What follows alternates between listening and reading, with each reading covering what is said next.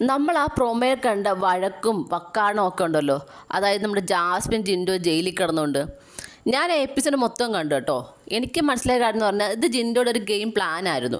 ആ ഒരു ഗെയിം പ്ലാനിൽ ജാസ്മിൻ മൂക്കം കുത്തി വീണു, അതാണ് എനിക്ക് മനസ്സിലായത്. അതായത് നമ്മുടെ ആ ജയിലിലെ കോർണർ ഭാഗത്ത് അവിടെ ഒരു വെള്ളം ഒഴിക്കുന്ന ഒരു സ്റ്റാൻഡ് ഉണ്ടല്ലോ, ഒരു പോട്ടിനകത്ത്. ആ ഒരു സ്റ്റാൻഡ് എടുത്ത് മാറ്റി കൊടുത്തത് ആദ്യം ജിൻഡോയാണ്. അവിടെ പോയി നമ്മുടെ ജാസ്മിൻ കയറി കിടന്നു. അപ്പം ചെറുതായിട്ട് അങ്ങോട്ട് കാറ്റ് അങ്ങോട്ട് കിട്ടും, AC-യുടെ ഒരു ഇത് കിട്ടും. അപ്പോൾ അവിടെ കയറി കിടന്നു. അവിടെ ആദ്യം ജാസ്മിൻ ഇരിക്കുമായിരുന്നു, പിന്നെ ഞാൻ കിടന്നു.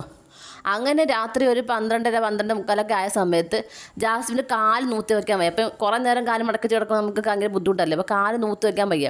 അപ്പോൾ ജിൻഡോട് പറഞ്ഞു, ജിൻഡോ ചോദിച്ചാൽ നീ കിടക്കാൻ.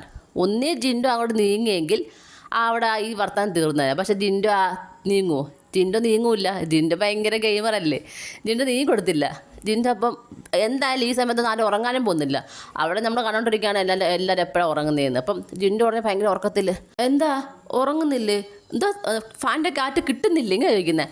അപ്പം ജിൻഡോയ്ക്ക് എന്താണ് അറിയേണ്ടത്? ഫാൻ്റെ കാറ്റ് കിട്ടുന്നില്ലേ, അവിടെ കൂളിംഗ് ഉണ്ടില്ലേ, അതൊക്കെ അറിയേണ്ട കാര്യം. അവിടെ കയറി കിടന്നല്ലോ. അപ്പം തണുപ്പടിച്ച് സുഖമായിട്ട് ജാസ്മിൻ കിടന്ന് ഉറങ്ങുന്നു, ജിൻഡോയ്ക്ക് ഉറങ്ങാൻ പറ്റുന്നില്ല. ഈ ഒരു കാര്യമാണ് പറയുന്നത്. പിന്നെ പ്രത്യേകിച്ചൊരു കാര്യം എന്ന് പറഞ്ഞാൽ അവിടെയുള്ള ആരും തന്നെ ഈ ആരത്തും താന്ന് ഇപ്പം ക്ഷമിക്കൂ അങ്ങനെ രീതിയിലുള്ള വർത്താനമൊന്നുമില്ല.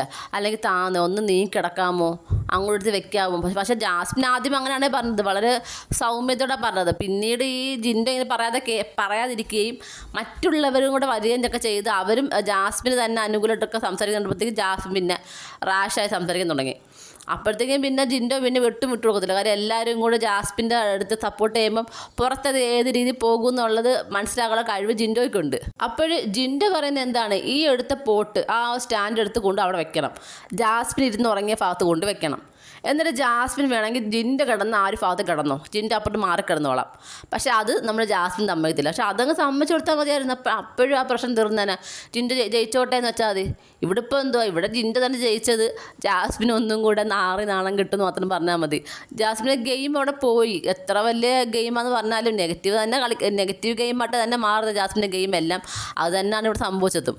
അപ്പോഴത്തേക്കും വീണ്ടും ജാസ്മിൻ റൈസ് ആകുകയും ജിൻഡോയെ അടിക്കുകയും ചെയ്തു, ഇങ്ങനെ കൈ കൊണ്ട് അടിക്കുകയും ചെയ്തു. അപ്പോഴത്തേക്കും പിന്നെ നന്ദനെ മാത്രം ചോദ്യം ചെയ്തു, എന്തും ഇപ്പം കാണിച്ചത്, എന്തിനാ അടിച്ചെന്ന് ചോദിച്ചുകൊണ്ട് നന്ദനെ മാത്രം ചോദിച്ചു. ബാക്കി പിന്നെ സിജോ ഒക്കെ പറഞ്ഞിട്ട് എല്ലാവരും കൂടെ ഒരാൾ ടാർഗറ്റ് ചെയ്ത് സംസാരിച്ചാൽ പുറത്ത് നെഗറ്റീവ് ആവുന്ന രീതിയിൽ ചിന്തിക്കുന്നത്. പക്ഷേ ജാസ്മിൻ ചെയ്യുന്നതെല്ലാം പുറത്ത് നെഗറ്റീവായിട്ട് തന്നെ പോണത്. അതിപ്പോൾ കണ്ടിട്ട് വന്ന ഒരാളാണ് സിജോ.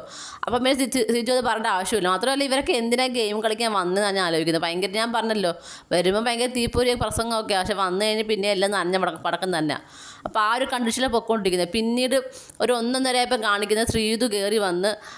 അപ്പോൾ അതിന് മുന്നേ നമ്മുടെ ജാസ്മിൻ ഞാൻ ഉറങ്ങുന്നില്ലെന്ന്. അപ്പം നമ്മുടെ ശ്രീരേഖ പറഞ്ഞ് നീ ഉറങ്ങണം, നീ അവിടെ ചാരിയിരിക്കും അതൊക്കെ പറഞ്ഞുകൊണ്ട് പോകുന്നു. നീ ധൈര്യം നീ കാണിച്ചു കൊടുക്കുന്നൊക്കെ പറഞ്ഞിട്ട് ജാസ്മിൻ ഒന്നും കൂടെ മോട്ടിവേഷൻ ചെയ്ത് കൊടുത്തിട്ട് പോകുന്നു. ജാസ്മിൻ അത് കേൾക്കുമ്പോഴത്തേക്കും വീണ്ടും എല്ലാവരും സപ്പോർട്ട് ഉണ്ടല്ലോ എന്ന് പറഞ്ഞുകൊണ്ട് വീണ്ടും ജിൻഡോയുടെ നേർക്ക് നിൽക്കുവാണ്. കുറച്ച് കഴിഞ്ഞിട്ട് 1:30 ഒക്കെ ആയപ്പോഴത്തേക്കും ശ്രീതു ക്യാപ്റ്റനാണല്ലോ കയറി വന്ന് ആ ഒരു കാലം എടുത്തപ്പോൾ മാറ്റി വെച്ച് പിന്നെ അവിടെ കിടക്കാനുള്ള സ്പേസ് കൊടുത്തപ്പോഴത്തേക്കും ജിൻഡോ മാറി അവിടെ നീ കിടന്നു. ജിൻഡോ എന്താ ആഗ്രഹിച്ചത്, ജാസ്മിൻ ഈ തണുപ്പും കൊണ്ട് കിടക്കരുത്, അതാണ് ജിൻഡോ ആഗ്രഹിച്ചത്. അത് നടന്നു. ഇതങ്ങ് ആദ്യം ചെയ്തെങ്കിൽ പ്രശ്നമില്ലാതെ മാറിയേനെ. ഒരിക്കലും ജിൻഡോ നീ കൊടുക്കാൻ പോകുന്നില്ല സുഖമായിട്ട് കിടക്കാൻ വേണ്ടിയിട്ട്. ഇത്രയും വാവച്ച ജാസ്മിൻ നെഗറ്റീവ് ആകുകയും ചെയ്തു. ജാസ്മിനെ സപ്പോർട്ട് ചെയ്ത ബാക്കിയുള്ള എല്ലാവരും നെഗറ്റീവായി. ജിൻഡോ മാത്രം ഇപ്പോൾ പുറത്ത് പോസിറ്റീവായില്ലേ. കാര്യം സത്യത്തിൽ ജിൻഡോയ്ക്ക് വേണമെങ്കിൽ ഒന്ന് ഒതുക്കി കൊടുത്താൽ തീരുന്ന പ്രശ്നമേ ഉള്ളൂ. പക്ഷേ ജിൻഡോ നീങ്ങത്തില്ല. ജാസ്മിന് അതണക്കന്നെ ജാസ്മിൻ ഇപ്പം ജിൻഡോ പറഞ്ഞക്കന്നെ കാലെടുത്ത് അങ്ങോട്ട് വെച്ചിട്ട് വേണമെങ്കിൽ കിടക്കാന്നേ ഉള്ളൂ. അത് ജാസ്മിൻ ചെയ്തതുമില്ല. അതാണ് ഇത്രയും പ്രശ്നം ഉണ്ടാക്കിയത്. എന്തായാലും ഇത് വീക്കെൻഡിൽ ലാലേട്ടന് ചോദിക്കാൻ പറ്റിയ ഒരു കാര്യം തന്നെയാണ്. അങ്ങനെ ഇങ്ങനെയൊന്നും ആ ദേഹത്ത് ആർക്കും കൈവയ്ക്കാൻ പറ്റത്തില്ല. സീസൺ 4 ഉന്തി എന്ന് പറഞ്ഞാൽ നല്ലൊരു ഒന്നൊന്നര ഉന്തായിരുന്നു അത്. പക്ഷേ ആ ഒരു ഉന്തലിൽ നമ്മൾ ലാലേട്ടൻ ചോദ്യം ചെയ്ത് പുറത്താക്കിയത്. അപ്പം ഇങ്ങനെ കൈവയ്ക്കുക എന്നൊക്കെ പറഞ്ഞാൽ അതെന്തായാലും ജാസ്മിന് പുറത്താക്കത്തക്ക ഒരു ശിക്ഷ വേണമെങ്കിൽ കിട്ടാം. അതല്ല എനിക്ക് തോന്നുന്നില്ല അത്ര വലിയ ശിക്ഷ കിട്ടുമെന്ന് തോന്നുന്നില്ല. എന്തായാലും വലിയൊരു പണിഷ്മെൻറ്റ് കിട്ടാൻ ചാൻസ് ഉണ്ട്. അതുപോലെ തന്നെ ഈ ജാസ്മിൻ്റെയും ഗബ്രിയുടെയും ഒക്കെ ഗെയിം എന്ന് പറഞ്ഞാൽ അവർ പല കാര്യങ്ങളും നല്ല കാര്യങ്ങൾ ചെയ്യും. പക്ഷെ ചെയ്താൽ ഇവരുടെ സംസാര രീതിയുണ്ട്. ആ സംസാര രീതി കൊണ്ടാണ് ഇവർ നെഗറ്റീവ് ആകുന്നത്. ഇവർക്കൊന്നും ഒരു മയമില്ല, അല്ലെങ്കിൽ ഒരു ഇച്ചിരി താഴ്ന്നു കയറി പറയത്തില്ല. ഇവിടെ ഏറ്റവും വലിയ പ്രശ്നങ്ങൾ അതാണ്. ഇവർക്ക് നല്ല രീതിയിൽ ഗെയിം കളിക്കും, പക്ഷേ ഇവരുടെ സംസാരം എന്ന് പറഞ്ഞാൽ വളരെ മോശമായിട്ടുള്ള രീതിയിൽ സംസാരം അങ്ങ് പറയും. അതാണ് ഇവരെ ഏറ്റവും വലിയ നെഗറ്റീവ് ആക്കുന്നത്. അത് ഇവർ മനസ്സിലാക്കത്തതുമില്ല. ലാലേട്ടൻ ഒരുപാട് വട്ടം പറഞ്ഞു അവൻ ഇവരെന്ന് പറയരുത്, അങ്ങനെ ഇങ്ങനെ മോശമായ വാക്കുകളൊക്കെ ഉച്ചരിക്കുന്നതൊക്കെ. പക്ഷേ വീണ്ടും വീണ്ടും ഇവർ ഇതൊക്കെ തന്നെ പറയുന്നത്. മാത്രമല്ല ഭയങ്കര റാഷായിട്ട് ഓർഡർ ഇടുന്ന പോലെ മറ്റുള്ളവർ ഒരു വിലയില്ലാത്ത രീതിയിലുള്ള വർത്തമാനമാണ്.